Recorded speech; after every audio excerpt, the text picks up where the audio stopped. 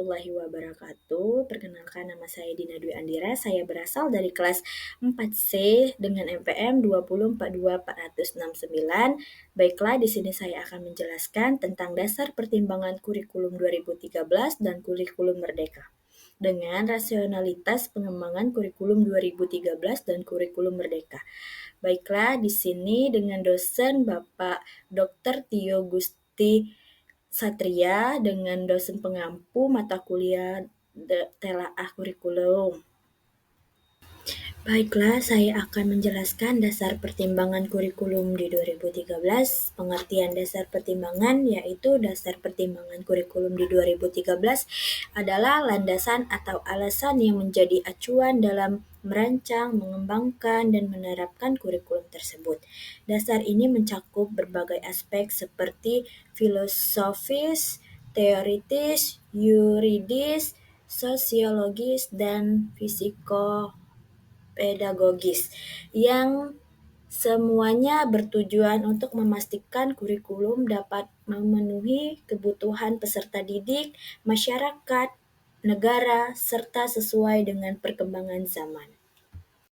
Baiklah, di sini ada beberapa contoh dasar pertimbangan. Yang pertama ada filosofis, yaitu menekankan pada perkembangan seluruh potensi peserta didik untuk menjadi manusia berkualitas sesuai dengan tujuan pendidikan nasional, yaitu manusia yang beriman, bertakwa, berakhlak mulia, sehat, berilmu, cakap, kreatif, mandiri, dan menjadi warga negara yang demokratis serta bertanggung jawab. Dan yang kedua ada teoritis, yaitu berdasarkan teori pendidikan berdasarkan standar dan teori kurikulum berbasis kompetensi. Pendidikan berdasarkan standar menerapkan adanya standar nasional sebagai kualitas minimal warga negara, sedangkan kurikulum berbasis kompetensi dirancang untuk memberikan pengalaman belajar seluas-luasnya bagi peserta didik dan mengembangkan kemampuan untuk bersikap pengetahuan. Dan yang ketiga ada yuridis, yaitu berdasarkan peraturan perundang-undangan yang berlaku seperti Undang-Undang Nomor 20 Tahun 2003 tentang Sistem Pendidikan Nasional dan Peraturan Pemerintah Nomor 19 Tahun 2005 tentang Standar Nasional Pendidikan.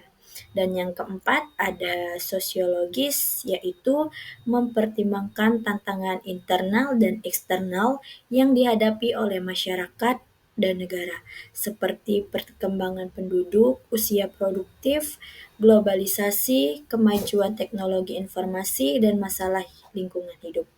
Dan yang kelima ada psikopedagogis, yaitu memperhatikan pengembangan psikologis peserta didik dan prinsip-prinsip pembelajaran yang efektif, seperti pembelajaran yang berpusat pada peserta didik, pembelajaran yang aktif, dan pembelajaran yang berbasis pengalaman.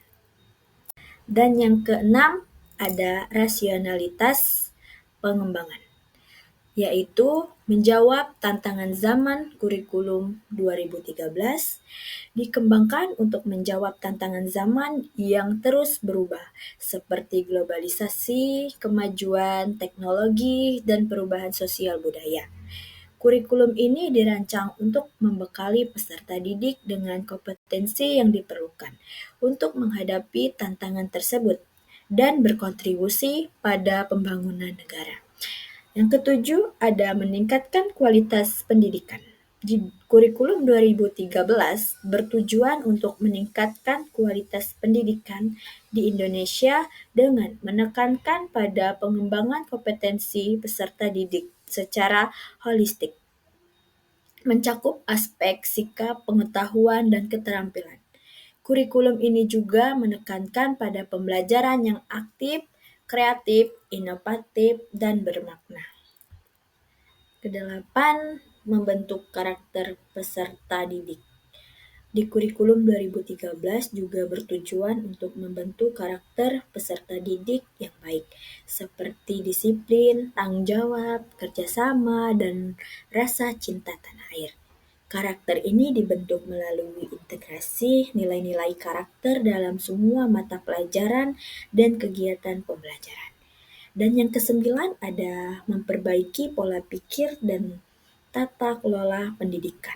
Di kurikulum 2013 juga bertujuan untuk memperbaiki pola pikir dan tata kelola pendidikan di Indonesia, seperti mengubah pola pikir pembelajaran dari yang berpusat pada guru menjadi berpusat peserta didik dan mengubah pola penilaian dari yang berfokus pada hasil menjadi berfokus pada proses dan hasil.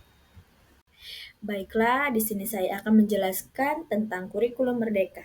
Pengertian dasar pertimbangan yaitu dasar pertimbangan kurikulum merdeka adalah landasan atau alasan yang menjadi acuan dalam merancang, mengembangkan, dan menerapkan kurikulum tersebut.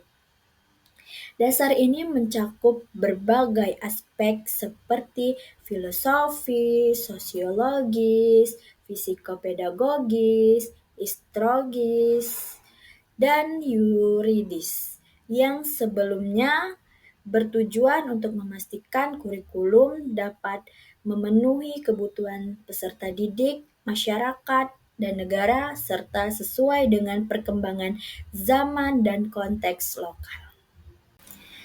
Nah, di sini ada 12 contoh dasar pertimbangan. Yang pertama ada filosofis, yaitu berakar dari filosofis menurut Ki Hajar Dewantara yang menekankan prinsip merdeka belajar sampai kebebasan untuk menumbuhkan potensi sesuai kodrat alam dan zamannya. Kurikulum merdeka juga bertujuan untuk membentuk manusia merdeka yang beriman, bertakwa, berakhlak mulia, dan berkarakter Pancasila. Dan yang kedua ada sosiologis, yaitu mempertimbangkan pengembangan sosial, ekonomi, politik, dan budaya, serta keberagaman sosial dan budaya di Indonesia. Kurikulum merdeka juga bertujuan untuk membentuk peserta didik yang memiliki kesadaran global dan mampu beradaptasi dengan perubahan zaman. Dan yang ketiga ada fisikopedagogis, yaitu memperhatikan pengembangan psikologis peserta didik dan prinsip-prinsip pembelajaran yang efektif, seperti pembelajaran yang berpusat pada peserta didik, pembelajaran yang diferensiasi, dan pembelajaran yang berbasis proyek. Dan yang keempat ada historis, yaitu mempertimbangkan sejarah perkembangan pendidikan di Indonesia dan pengamalan yang telah diperoleh dari penerapan kurikulum-kurikulum sebelumnya. Kurikulum merdeka juga bertujuan untuk memperbaiki kelemahan-kelemahan yang ada pada kurikulum sebelumnya dan mengembangkan potensi yang ada. Yang kelima yaitu berdasarkan peraturan perundang-undangan yang berlaku seperti Undang-Undang Nomor 20 Tahun 2003 tentang Sistem Pendidikan